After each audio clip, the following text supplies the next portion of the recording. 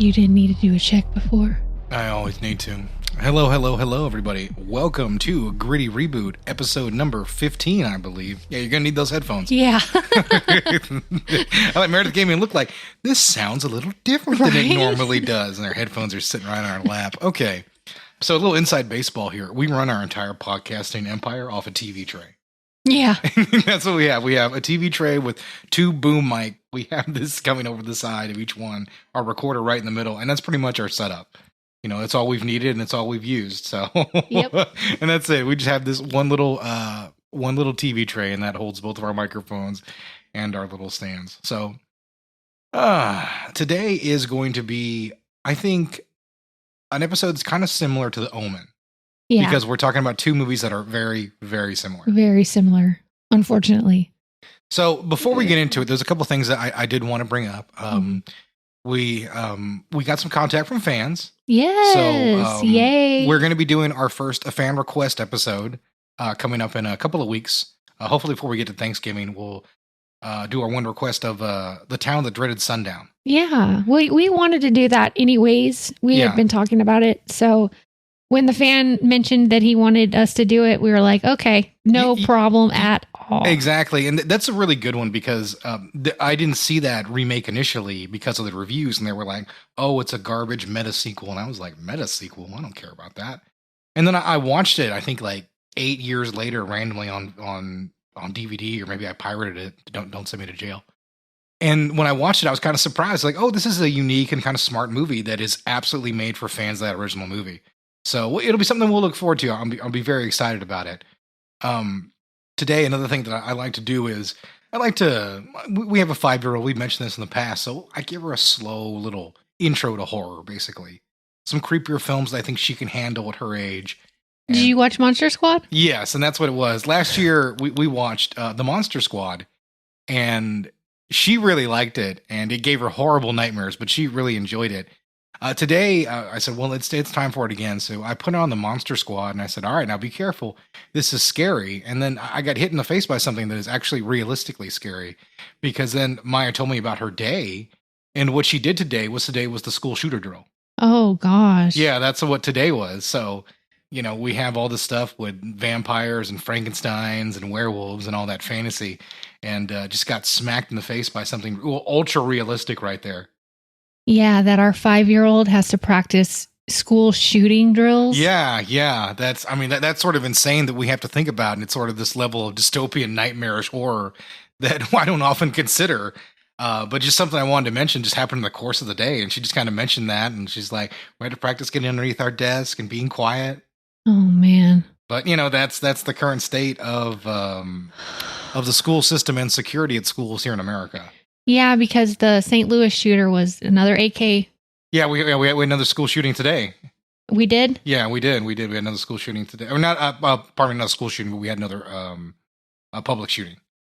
Oh, man. So, yeah, no, these incidents, they pile up, and, you know, it's just one of those things you see these incidents on the news, and you always try to divorce yourself from them because you don't dwell on these things to sort of keep yourself from going insane. I know if any of you guys are listening to the podcast, you can't help but look at the news every now and then and just kind of stiff arm that whole thing and just try to avoid some of those darker aspects. And today I just got punched in the face while trying to enjoy a horror movie.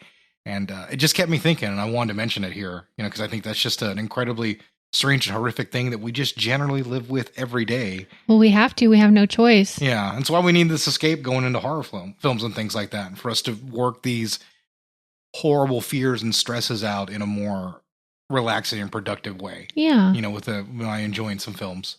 So that's what we're here to do. We're here to put all that bad stuff aside and talk about horror movies, or in this case, reboots. We have a pair of them today. We have REC from 2007 and Quarantine from 2008, right? Yep. Okay, good. I got the dates right. So I'm already off to a good start. So I know I heard about REC as it came out. When I heard Quarantine was being made, when the first trailers hit, I was already aware that there was a movie called REC that it was based off of, and people really loved it. And so I got a chance to watch a bootleg copy back in the day, probably 2007 or early 2008. And I really enjoyed the movie. back then. I didn't show it to you till much, much later. Yeah, that's what I was going to say. My first movie here was Quarantine. I saw that first before I saw Rec. Yeah. It wasn't until much later that I saw Rec. Yeah, most people have done it that way. And I think the Sci-Fi Channel has helped because the Sci-Fi Channel has aired the Rec sequels almost on a loop, dubbed like over and over again on those networks for a long time. And there are, to the original series, there is 3 sequels, and they're all in the same line and continuity. They don't always have the same actors, but some of them do share some of the same cast, like Angela from the original film. She comes back in the 4th one. So they do somewhat carry that. As far as I can tell, they seem to be pretty solid sequels that don't insult the fans or anything like that. Quarantine does have a sequel as well, but the less said about it, the better. Yeah. It's basically a zombie movie in an airport. I can imagine. Or in an airplane. It's not great. Rec is kind of amazing. Yeah, it truly is. Yeah, it really is. I think as I've gotten a chance to watch it a couple times here, and I've watched it twice this week because we watched it initially when we watch a movie together and you take your notes. But when you did that, you watched the movie dubbed. Yeah. And I know you sometimes like to have a dubbed version for a couple of reasons. One, you don't speak Spanish. Right. 2, when you're reviewing and things like this, it's a lot easier if you can hear the dialogue when you're looking down to write something. Yeah, exactly. But I do know, even in those situations, there's a lot of times you preferred a dubbed copy of the movie. Yeah, I had a real aversion to foreign films. For a long time in my life. It's not until, we got together and you started kind of pushing me towards different kinds of cinema. Criterion Collection for life. Yeah. So I do have an aversion to foreign films, but I'm trying to be better. Okay. I'm trying to be better. Yeah. Listen, I mean, I tease you a lot about it, choosing to watch the dubbed version. But the thing about it is, you're at least watching the movie. Yeah. You're and getting it has that. a good dub version. Yeah, it really does. Like, you can tell somebody put some money into this dub. Because every now and then, like, I'll put on that for you and I'll look up and go like, Jesus Christ, would they just hire 2 voice actors for this whole thing? I know I watched one the other day where they had a woman doing like 4 different voices and barely disguising her voice. It made a scene between 3 women extremely confusing on the dub. But sometimes that can occur. This movie didn't have that. It had a really nice dub, so it was a lot easier to get into. And it led to some interesting things that we saw. The dub was a different translation than what was on the subtitles. That's another thing that you will find as well, especially if you're bilingual, you happen to speak the language of the original movie. Sometimes those subtitles are like the most basic translation possible. Yeah. And it's a little distracting. But into the movie Rec, I think when you think of the movie, like what's the main element that stands out to you the most? A movie like Rec? Yeah. Well, it's found footage, and I happen to like found footage movies. Yeah, we have a soft spot for found footage. Yeah. It's got zombies in it. It does have zombie-esque creatures. Yeah, they're close enough. Especially in Rec. In Quarantine, they're a little bit different, but in Rec, they are. Yeah. Well, actually, I think in Quarantine, one of my critiques there is they are supposed to be different than zombies, but they end up just kind of acting like zombies. Yeah. Especially once they get to the sequel. But I think, to me, the thing that always stuck out about Rec when I watched it, and it's a very difficult thing in these found footage movies, is a layer of authenticity. Yeah.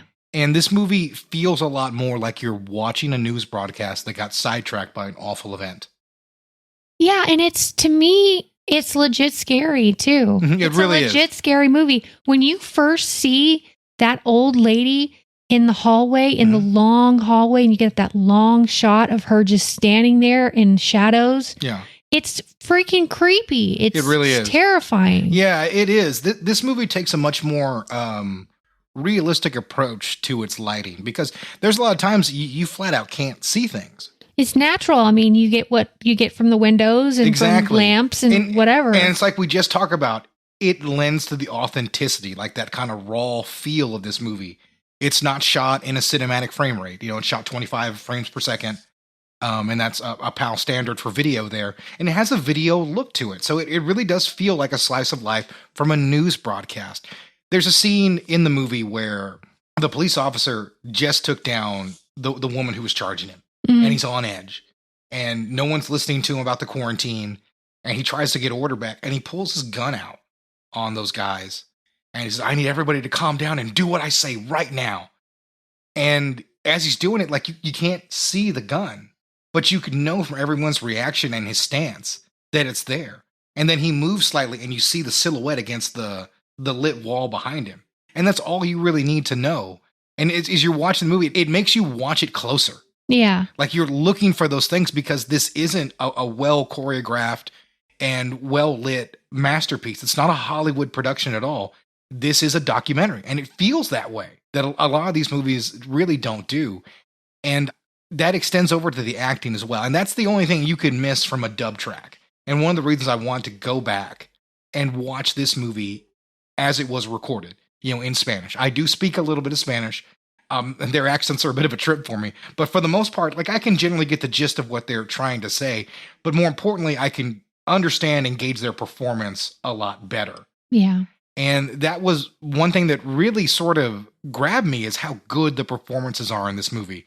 How much everyone's acting like a real person. Yeah, the actress is really charming. Yeah, and she does have that reporter kind of vibe and feel, and like, that kind of bubbly personality. Well, but that's still because, has to get that footage. That's because she's actually really a TV presenter. Oh, is she? Mm-hmm. Oh, okay. Well, I mean, I obviously I don't watch a ton of Spanish horror films, so I don't think I'd ever seen her in anything else besides Rec 4. Yeah, she's a TV presenter in Spain. So it makes a lot of sense. She does have that bubbly personality you need to be a reporter, but while also making sure to continue to get the shot. And this is another one of my big issues in found footage movies is, why in the blue hell would anybody continue to film? And in some movies, you can have a pretty good reason of the lights on the camera or something like that, or, it has the night vision camera. You sort of invent a reason. But it being a news broadcast is a very good reason. The guy operating the camera is a professional video camera operator. That's his job. It's what he does. He gets paid to be a photog. So, he's never going to put that camera down, ever. Until he's taken out. Because that's just the way a news photographer is going to think. You continue to get the story until you can't. Yeah. It really helps justify everything that's going on, because there's a lot of found footage movies where they really create some real cockamamie reasons for people to continue to keep using the camera, or they don't ever address it. I mean, I love Paranormal Activity, but sometimes his reasoning for having the camera is just like, that forces luckily that character's big enough of a douche where you could kind of buy it. But like Cloverfield, like they just survive a horrible attack and he goes back for the camera, and I'm like, you can leave it behind. Yeah, it's not that big a deal, buddy.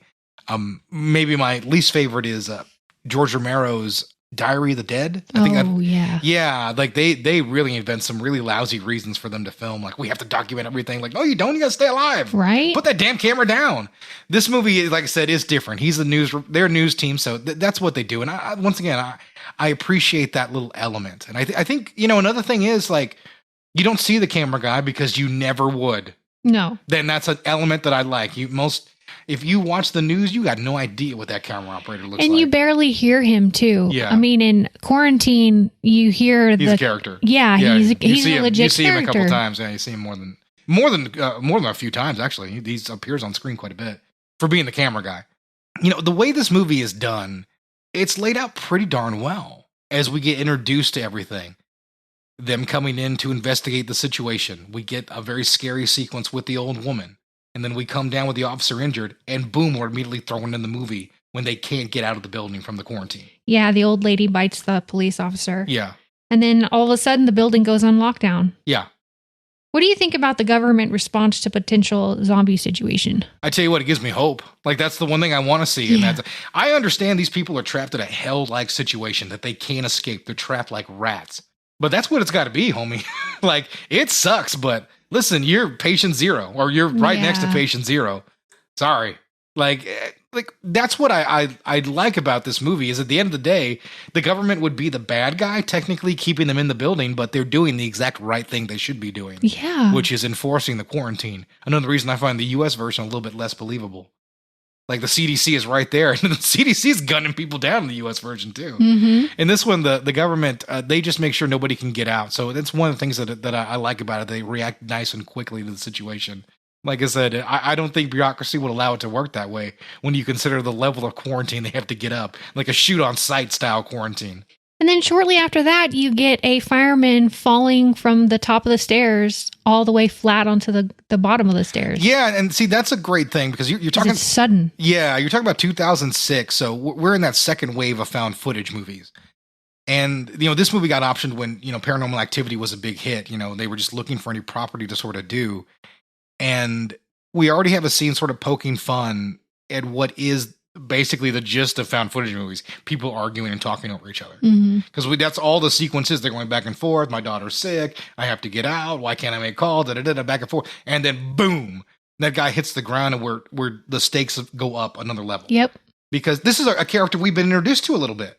You know, we got to see him at the fire station. This isn't just a random cop we just met walking into the building. You know, like we know this guy, so it carries a little bit more weight. As I said, this movie does feel like real people stuck in this situation, which is what found footage movies always go for, but often really fail to achieve. Yeah. This movie almost gets there effortlessly, in all honesty. And that scene there really drives it in. I mean, people are on edge, but at that point, like, it's another level. People are just scared, terrified at that point. Yeah, and the tension keeps ratcheting up. Yeah, it does. That's the thing. It never stops. It just keeps going up and up and up and up. Yeah, the tension in the movie is very effective. Yeah. What do you think about the pacing of the movie? I mean, it's paced really well. It's, an hour and 20? Yeah. Yeah, it's not very long at all. And you got, I'd say, 6 to 7 minutes of setup early in the beginning where Angela talks to the reporters. Yeah. I mean, the report talks to the firemen, goes to the fire station. They do some general fun stuff, what you might see on a news broadcast and things like that. A little bit of outtakes. It sets up the film nicely, but even then, like, that time isn't wasted. You're introduced to everybody. Mm-hmm. And so once you really get to the building, the movie doesn't take a lot of time to slow things down. The only times it does is when you need a moment to breathe. Yeah. When the characters need a moment to breathe. Yeah. Like, I think there's a sequence where Angela interviews all the characters in the storeroom downstairs, a little girl, an older couple. And I think that scene is so well played because they're stuck. They can't go anywhere. They clearly know they're going to get shot on sight if they go somewhere.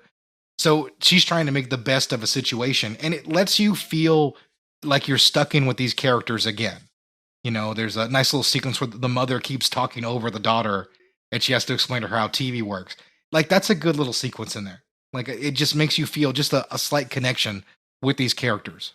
They try to find a way out. They go around, a group of them go around, including Angela, and they try to maybe see if there's a way anywhere out. Yeah, yeah. And they are quickly met with the police force, basically telling them if they need to stay calm, but they need to stay in the building, and there is an implication that they could be shot.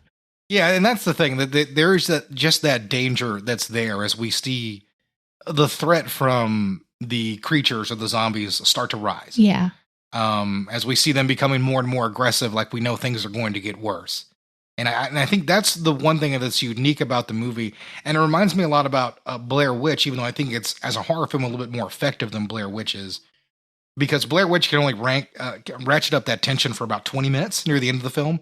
And this movie is pretty much able to do it throughout its entire, about midway through the second act, all the way till literally the end of the final frame of the movie. Yeah. And, because you have all of these events escalating until basically what is the start of the third act, which is the storeroom can no longer hold the creatures anymore. Yeah, you have the man that comes in the biohazard suit. Mm-hmm. Yeah. So that's another indication that we got some changing of the... Something very serious is going on. He comes in with like a big old biohazard suit, which immediately puts you on edge if you were in there. And, he has to come in and test the people that are sick. And what I love is he doesn't really give us a ton of exposition or let us know anything that's really going on. Well, we get the exposition from Angela and the cameraman spying on them as the biohazard guy is checking on the injured. And even then, like, our explanation of things is a bit sparse. Yeah. Like, it's just like, okay, this disease spreads. We, the dog is here. Is how we discovered that it was in here in this building. So I think that was and I think that's a good way to display it, because one of the things that I always love is people always forget they have wireless microphones on. Yeah. It should, trust me, it happens all the time.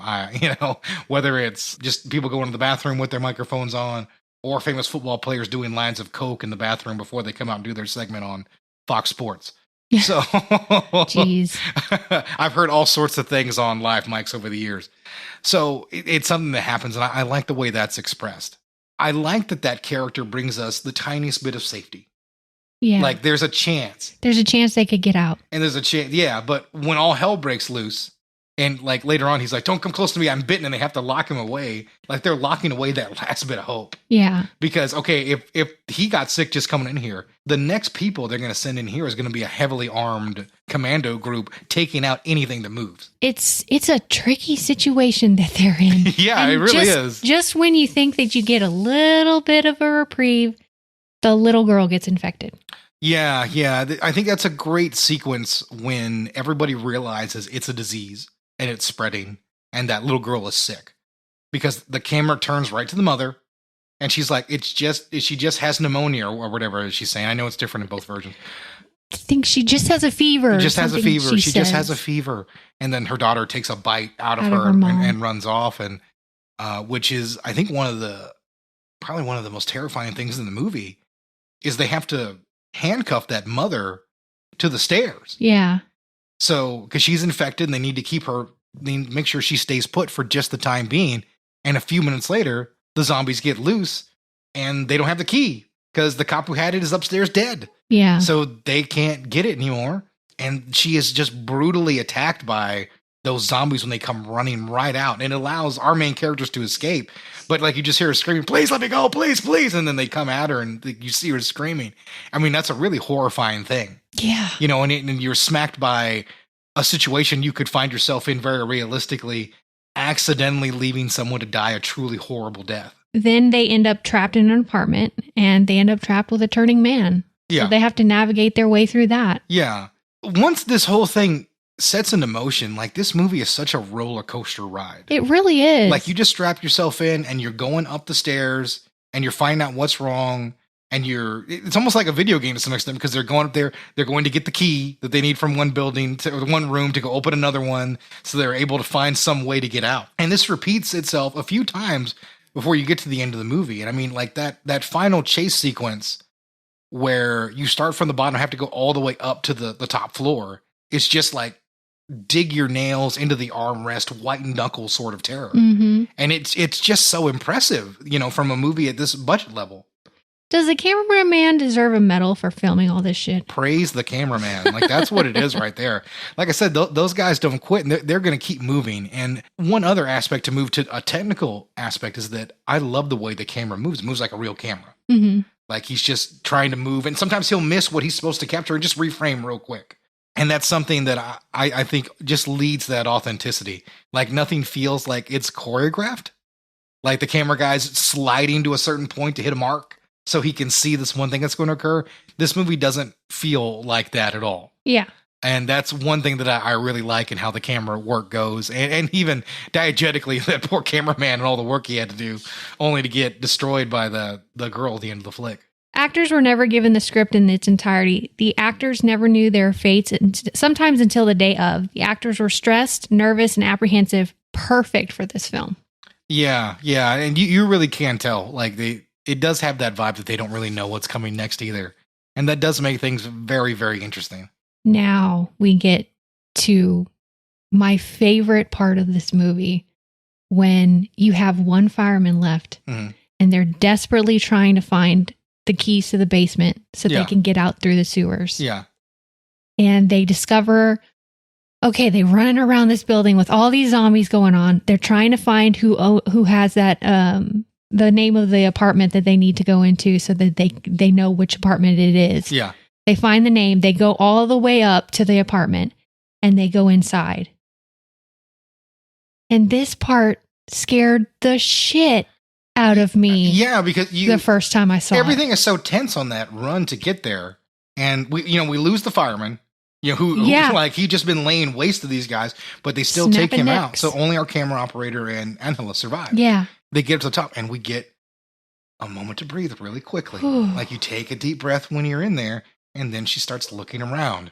And then you realize this isn't a place where you should take a breath. They don't got no light either, so all they got is a... Yeah, so he flips on the camera light, and we start seeing all of these news articles and stuff like that. Mm-hmm. Before we get to night vision, you see all these news articles about a possession.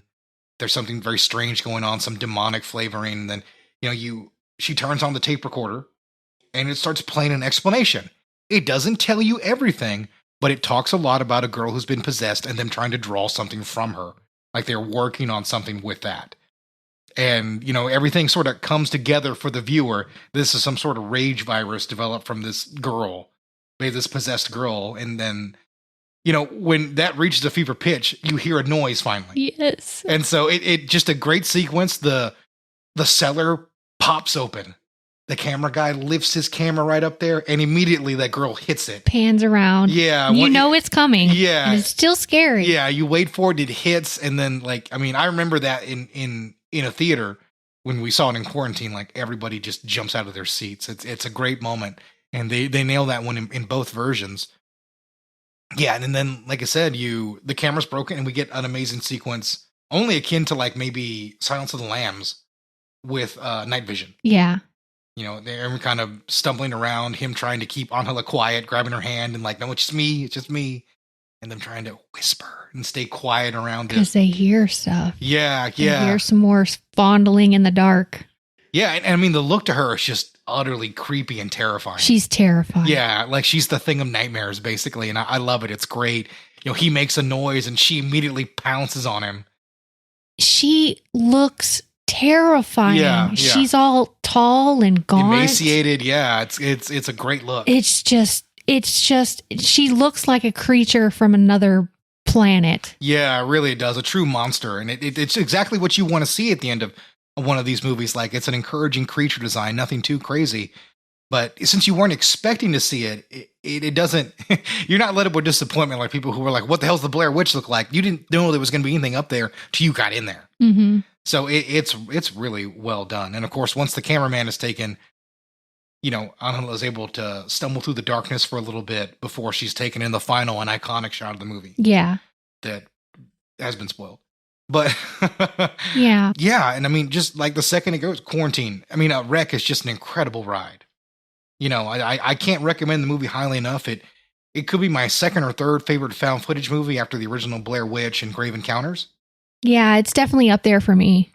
Yeah, it certainly is in the category with those two movies. Probably, I think I enjoyed it a little bit more than Blair Witch, but Blair Witch gets a little bit more credit for starting the whole thing and doing it with less resources somehow. Yeah, see, my number one is Paranormal Activity, just because we went to see that in the theater, and it was one of the best, if not the best experience I've had in a movie theater. Yeah, that audience was stoked to see Paranormal Activity. Yeah. That was right when the hype train had really begun and people were trying to figure out what we it were was. right there at the beginning, baby. Yeah, we were. And, oh man, it was a great audience. So yeah, no, I can't give anything more than a stronger recommendation to Rec. Even if you're not a big fan of found footage movies, I think you'll definitely find something to enjoy in the flick. Only other cool fact that I had for this movie was it was one of the major inspirations for the FPS survival horror game Outlast. I wouldn't doubt that at all. Yeah. Outlast rips off pretty liberally from a lot of other horror properties. Outlast is fine. We're not here to talk about video games, but if you're playing walking simulators and stuff like that, you can do a lot better than Outlast, to be perfectly honest. Yeah. Yeah. Play Amnesia. And you're into this walking simulator game. Some of them, yeah. Sometimes you end up with Layers of Fear too, or something like that. Layers of Fear. Yeah, Layers of Fear. I do like that title. Sometimes, even though I just kind of bash Blair Witch, but the Blair Witch game I think is kind of cool in that respect. Same team, weirdly enough. Yeah. All right. So we move on to Quarantine, which is the movie that I saw first. Hi, I'm Angela Vidal. We're in Los Angeles, traveling along with the fire department. Is that so bad? These are the men you'll be shadowing tonight. Wherever they go, you go too. Police are here. It might be a little more serious than we thought. A woman was screaming bloody murder back there. The fire department's about to begin the rescue process. Police say that she lives alone. She's not very social. Okay. We're gonna get you some medical help, okay?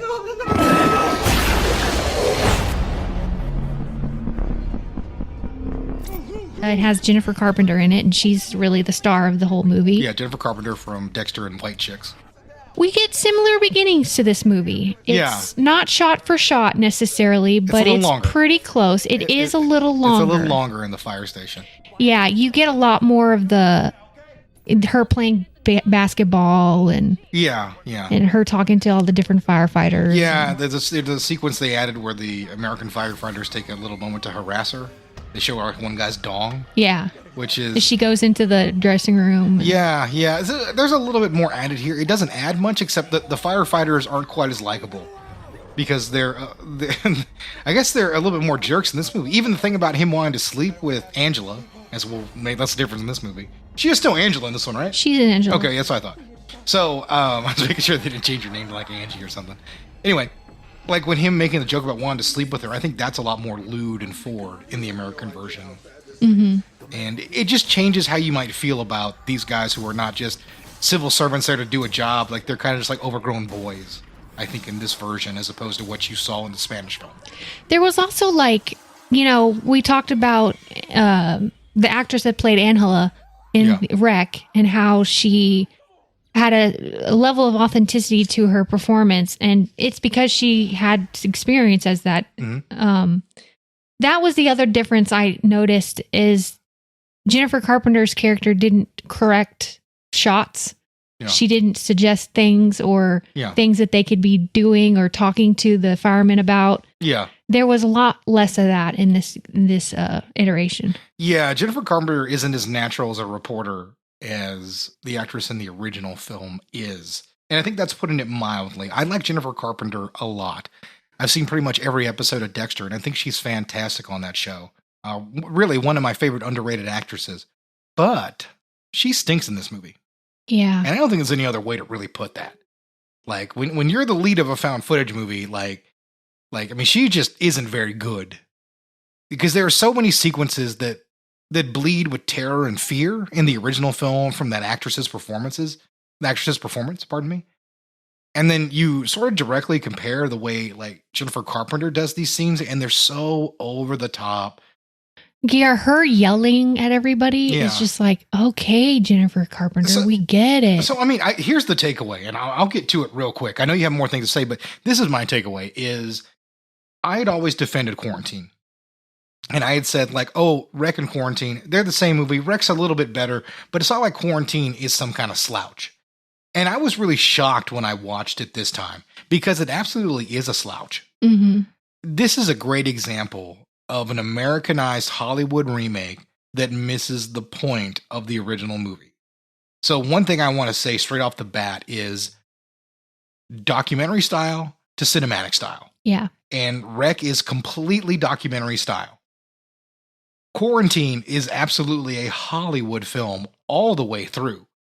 It's shot 24p, which is the frame rate of film, so it has a film look. It doesn't look like a news broadcast. The lighting lets you clearly see things, because in a Hollywood film, it's a huge faux pas to have things just hidden in darkness. So even when things are dark, there's that layer of blue light to them, right? Yeah. Like a sheen to them, almost like it's a cheap James Cameron film. And this robs the movie of a lot of simple scares, and it forces actors into a more like play style of acting, like in a theatrical sort of play, as opposed to like a movie. Like it doesn't work. It never feels real. It doesn't feel authentic at all in any way, shape, or form, like the original Spanish film did. And that makes this a pretty pale imitation. Yeah. To say the least. I mean, and I was coming from a fan, and like I said, I was just downright surprised at how much I didn't enjoy watching Rec this time. You mean Quarantine after watching Rec. It really made the differences stick out like a sore thumb. Yeah, I think we didn't help ourselves by watching them semi back to back. Yeah. I think we would have enjoyed Quarantine a lot more if we didn't have to do this show. If we just watched it on a random Friday or Saturday. Well, I mean, I'll be honest. I probably haven't watched Quarantine probably since I saw it in theaters. I maybe caught it on cable some random time. We've seen Rec a million times. Yeah, that's the thing. We put on Rec, because I know that's the better film. So after watching Rec a number of times over the years, like I said, I was just surprised at the level of quality. Especially from some of the actors, because I like Jennifer Carpenter. I like Jay Hernandez a lot, and he's not anything to write home about. Yeah. He's so bland, generic. Yeah, he's as bland could be. The guy's like oatmeal out there. It just doesn't. This movie just lacks the teeth that the original film has, and that there's no other way to really put it. So we got the apartment complex. It's very, very similar. They look very similar. Yeah.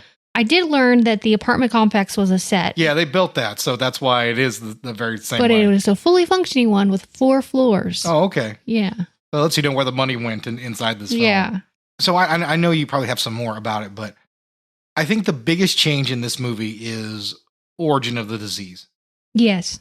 So in this movie, one of the small changes we get early on is there's an intern in the first movie who's treating some of the people who have some medical issues in rec. In Quarantine, we have the similar character, but he's a vet. And this is a change that's there for only one reason only. The disease has been changed from this sort of rage virus that was in the original movie to like ultra rabies. Yeah. Basically is what it is. Rabies that attacks humans and can easily turn into full-blown rabies in like a few hours. And it affects animals because you get that first shot of the cameraman squishing the rat. It does affect animals. So you get another added sequence of him stomping the rat, which is, it's a scene. Yeah. It doesn't add a whole lot to the movie and lets you know things are a little bit different. It doesn't let you know anything is like out of whack at that point because the movie can still really recover, but it just doesn't. The other thing that's different is they actually in rec, there's no contact with the outside. You just hear the guy going, "Everybody stay calm and stay inside the building." Yeah. With this movie, they actually go up to somebody's apartment and who has rabbit ears. Yeah. And they're able to watch what do you use? It's an antenna, guys. Five. Sorry. Yeah, it's an antenna. Yeah, it's an old school antenna. Yeah. They get 5 minutes of. Yeah. Of they were able broadcast. to see a little bit of a news broadcast that lets them know that the government is lying about. They say everybody in the building's already been evacuated, and that's pretty much it. So we get a little bit more background about what's going on outside. Now because of the vet, we are able to definitively find out this is rabies. It's just working faster. Everything I just told you is basically what the lawyer from Ally McBeal tells us. And listen, the change to making it rabies, that's neither here nor there. That's fine, to be perfectly honest. That doesn't ruin the movie or anything like that. But I think losing that kind of supernatural element from the movie is unfortunate. Yeah. And I think it changes that final sequence, in my opinion. Because this movie is not shot for shot, but if it could have been, it would have been. Like I said, there's less than a year, really, between the release of Rec and Quarantine completing production, right? Yep. So, I mean, like, you're talking about, like, was it John Eric Dowdle was the director's name? Yeah. I think, like, he might only have a few times to really watch Rec and make his plans how he wants to shoot the movie, but, he does stick mostly shot for shot, except for those few changes. I think he and his brother wrote the script, so he's entirely to blame. And I hate to put it on him like he made a terrible movie. Rec isn't awful. It's just a pale imitation, as I said. I think one of the things that you'll see is like him exercising that demonic element. Yeah, I know what I said. Getting rid of it.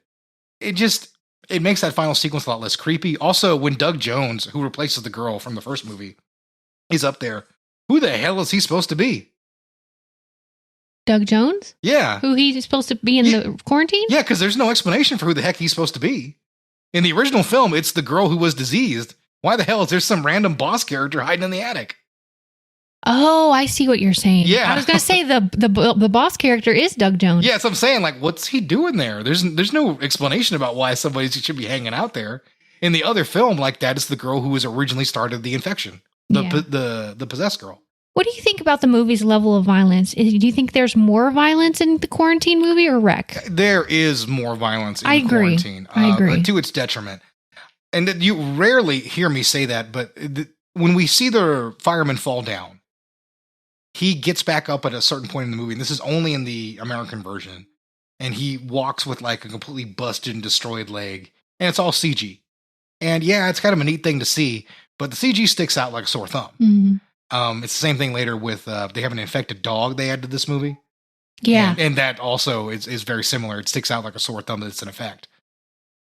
And there is another kill later on where the cameraman kills an infected person with his camera lens. Yeah. And these are added to just kind of increase this kind of gore level, but it doesn't give you anything.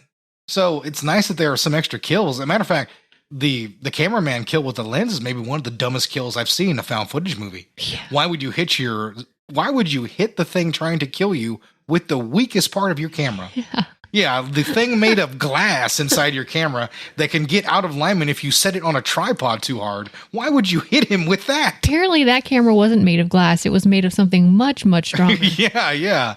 They had this really strange lens. Yeah, you would take it off and you'd hit that thing with the battery on the back.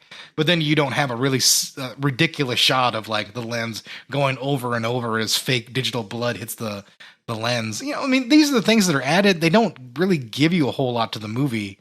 You know, it is what it is. It's a Hollywood remake to cash in on Paranormal Activity. And as much as I do like the director, his previous film, the Poughkeepsie Tapes, is really fantastic. This just isn't anything to get excited or to write home about. It's all it is, cheap Hollywood cash in. Yeah. We still get the same scene with the monster, same shot for shot, panning around the attic and finding her. The monster is a lot scarier in the wreck. Don't you agree? I think so too. And this is no offense to Doug Jones, whom I love, but the way she looks is just more the stuff of nightmares. And once again, they're trying to emulate the way she looked in the first film with Doug Jones, and it doesn't work. It took Doug Jones 4 hours to get into his full body prosthetic for this role. And that's a light day for him. He's used to mostly like 12 hours of makeup. Only filmed in 1 day. Oh, really? Yeah. I guess I'm not too. I guess this movie wouldn't have spent that long in production. Not a found footage flick. The average shot was between 4 and 6 minutes long. Yeah, I guess that makes sense. It's supposed to be supposed to not cut. But this film is very different in that respect because I mentioned that in the previous movie, how it felt like a real camera guy moving around. This movie feels like a ballet. Like the camera guy is moving perfectly to hit something, and a guy who is about to do something steps perfectly into the light so he can be seen. Once again, Hollywood remake. Those sort of things pull you right out of the authentic film that Rec was. And, you know, Quarantine just becomes a dumb horror movie. This is a testament to Jennifer Carpenter as an actress, even though she's not the best in this movie. Mm-hmm. For the final shots, Jennifer Carpenter asked that she not be shown the penthouse because she didn't want to know where anything was. And you can see that when she's fumbling around, she doesn't know where anything is. Yeah. So I thought that was kind of cool. Yeah, and that's one of the better moments from her acting-wise. I think a lot of the dialogue from the first movie that she has to deliver, especially when she's scared, just doesn't ring true at all. You know, her trying to pretend to be scared and tired and stressed just doesn't work. Yeah. You know, she's much better playing a tougher detective on Dexter than she was, doing the scared bit. So. Okay. Do you have anything else that you want to discuss with regards to Quarantine? Yeah. We weren't the only ones to dislike the movie and to call it out. The actually original filmmakers also had big time issues. Paco Plaza, this is his statement on Quarantine. It helped Rec to become more popular than it was. It moved a spotlight onto our film. You know, the fact that it was going to be remade in Hollywood, it was big news in Europe. Everyone knew that it existed, this tiny little Spanish film. That I appreciate. And the other director, Balaguerro, he also co-directed the film and co-wrote it. He very much disliked Quarantine. He said, "It's impossible for me to like because it's a copy. It's the same, except for the finale. It's impossible to enjoy Quarantine after Rec. I don't understand why they avoided the religious themes. They lost a very important part of the end of the movie, in my opinion." He's not wrong. Yeah, and I think it's nice to hear the original director sort of say something about this movie. And once again, Quarantine will only live on American cable because otherwise every other territory in the world's probably going to get Rec and watch that instead. Yeah. So Quarantine is a movie with a shelf life, basically. You know, once those cable viewings run out, which they might already have, I don't even know where it's streaming. I happen to... Someone gifted me a Blu-ray years ago, so I ripped that. And that's how we watched it. So I have no idea where it's available streaming. I did have someone criticize that we don't tell anybody where things are usually available streaming. Oh, well, we should start doing that. Well, I mentioned to him, I said, one of the reasons I don't is because of the Blob. After we reviewed the Blob, we talked about it, we told everybody where to go to watch it, and then I sat down to watch one sequence from it real quick, and I discovered it was no longer available on Pluto. Yeah. So I just lied to everybody at that point. So that happens. Yeah. If you don't listen to this like day and date, then, any info we give you could be outdated. So that's why we don't really bother with that. So. All right. Well, let's go through the reviews.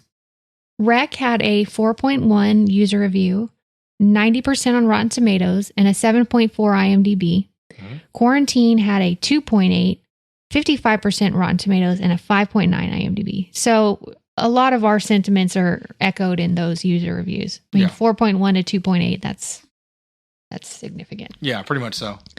Here's a 1-star review on Rec, which I honestly had a hard time finding. Okay, so yeah. A lot of people like it's this an incredibly well-respected movie, so lay it on me. I was hoping for a good horror flick, but we're disappointed. Fortunately, because all the good reviews, it is probably just me, and you will enjoy this anyways. Good for you.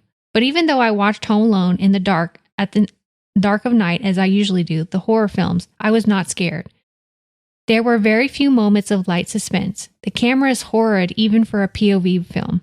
The 1998 Blair Witch was ecstatic camera work compared to this. Almost all the actors, and especially the main characters, are unbearably bad in their roles. They do not feel genuine, and the constant shouting and screaming is annoying and out of place for most of the scenes. I just wish that they would just die as soon as possible so I could focus on the suspense buildup. That was in vain until the very last second of the movie. There is a constant screaming and unpleasant voice of the main character.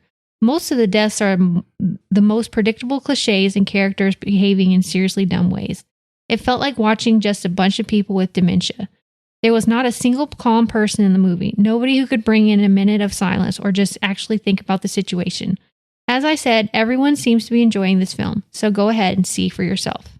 Well, it kind of sounds like he had more problems with the cliches of the genre of found footage. Yeah, I don't think he liked found footage movies. Yeah, he might like a couple of them, but like this movie has a lot of the cliches that we know of the genre, and those are the things he complained about, like the poor camera work, which is what you should. But he probably liked Quarantine more with the cleaner camera work. Yeah, you know, I guess I forget a lot of the times not everyone's looking for the most raw and realistic cinematic portrayal of things. Sometimes they want a more cleaner, sterilized Hollywood version, and that's what that guy's looking for. He probably enjoyed Quarantine more. Okay, and here's a 1-star review for Quarantine. There were quite a bit more 1-star reviews. Okay. Yes, folks, mainstream American cinema can't stand the fact that a non-American country has made an absolutely genius horror film that happened to be scariest film that many people, myself included, has seen. I'm of course talking about the excellent Spanish horror film Wreck, and I can applaud that film till the cows come home, but let me now vent my frustration with something like Quarantine. Released in 2008, barely a year after Wreck, Quarantine sought to bring a true fear back to mainstream horror by not doing anything original, of course, but by making a carbon copy of a really, really good movie. The results are all disastrous. In true American style, everything has to be bigger and better. It's shot handheld, huh? Well, let's make it shaky as hell. Whoa, it's going to freak the audience out. It's going to reflect America's current social climate and all the fears we'll live every day because we're a repressed country. Well, I could rant on and go off topic, but this is the worst horror remake I've ever seen. Followed closely by The Shining, The Fog, The Texas Chainsaw Massacre, of course, Psycho. Please, please, please, I implore you, don't watch this film. Watch Wreck. Rant over. Thank you. I think it's a better movie than everything except for Texas Chainsaw. And I'm not a big fan of that movie, but I think it's better than some of those flicks.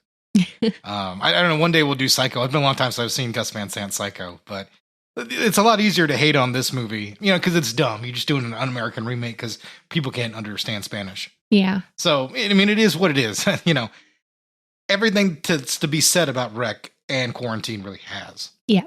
You guys know if you're looking to check out one, you know, check out Wreck. If you absolutely can't handle subtitles or dubbing, Quarantine is decent enough viewing, but really, you got to check out the original for that true experience. Yeah, and I'm not sure if Wreck is available anywhere. Yeah, you can catch, if you're an American, I think you can catch it on Tubi. I'm going to look it up real quick. I feel like it's going to be on Tubi. You owe me $10 if it's on Tubi. I don't think I've said Tubi this much in like one time ever. Yeah, it's on Tubi. Otherwise, you'd have to rent it from Amazon. And that's for us. That's for the American listeners here. Our 2 or 3 international listeners will have to find some other way to watch the movie. If you want to watch Quarantine, Paramount Plus, Netflix, Crackle. Hold on, I'm getting there. Terrible. I'm no, terrible. I've introduced the worst part. Okay, you can watch it on Amazon Prime. Amazon Prime. Okay. Yeah. Okay. So yeah, you can check out both movies and see how you feel about it. If you're the one fan out there of Quarantine who feels it's a superior movie, and you got to let us know that. Easy enough to contact us. It's grittyrebootcast@gmail.com. Yep. You can send us an email, let us know, or contact us at grittyreboot at TikTok or Instagram. You can search for us there, and I post there daily, so you can always get a hold of us and let me know what you think, or even if you want to put in a request for a movie that we should do, or like I said, just let us know. Yeah, keep those requests coming. Yeah, we look forward to any comment we get from you guys, positive or negative. We take any comment to heart and always reply. So yeah, absolutely. Well, we don't take it to heart. We do. I do. If somebody tells you you're a fucking asshole, you shouldn't take it to heart. I cry openly. Every poor review that I get, they're like, "You suck and you should stop your podcast." I just go in a bathroom and I just turn on the shower and cry. Maybe we shouldn't do this podcast anymore. You don't think that's a good idea? That I take every bit of bad criticism. I have a people to kill list now for bad comments. And that's a great way to end a podcast. So yeah, we'll see you guys next time. Yeah, guys, have a good one.